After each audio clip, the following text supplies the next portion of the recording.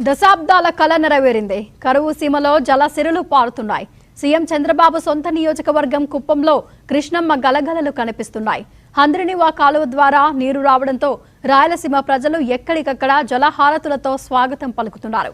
కృష్ణమ్మకు పసుపు కుంకుమలతో పాటు సారే సమర్పిస్తున్నారు. కృష్ణమ్మ సవ్వడులతో సంతోషంతో పులకించిపోతున్నారు. కృష్ణా జలాలను చూడగానే కుప్పం రైతుల కళ్లల్లో ఆనంద భాష్పాలు వెల్లివిరుస్తున్నాయి.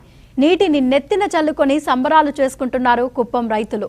హంద్రినివా జలాలతో తాగునీటి ఇబ్బంది కూడా తీరుతుందంటున్నారు.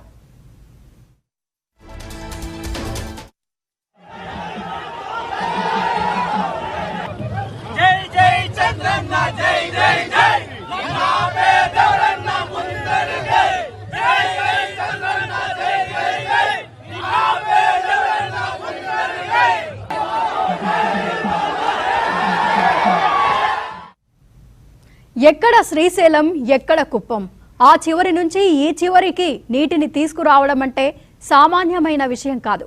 కుప్పం కంటే ముందు పులివెందులకు నీళ్లిస్తామన్న చంద్రబాబు 2019లో ఇచ్చి చూపించారు. ఇప్పుడు తన సొంత నియోజకవర్గం కుప్పానికి కృష్ణా నీటిని తీసుకొచ్చారు. దశాబ్దాలుగా కుప్పం రైతులు కంటున్న కలలను సాకారం చేసి చూపించారు. ఇచ్చిన మాట ప్రకారం ఏడాదిలోనే కుప్పం ప్రాంతానికి హంద్రినివా ద్వారా కృష్ణమ్మను తీసుకొచ్చారు. అటు గాలేరు నగరి సుజల స్రవంతి ద్వారా కడప జిల్లాలోని గండికోట జలాశయం నుంచి చిత్రావతికి నీటిని విడుదల చేశారు.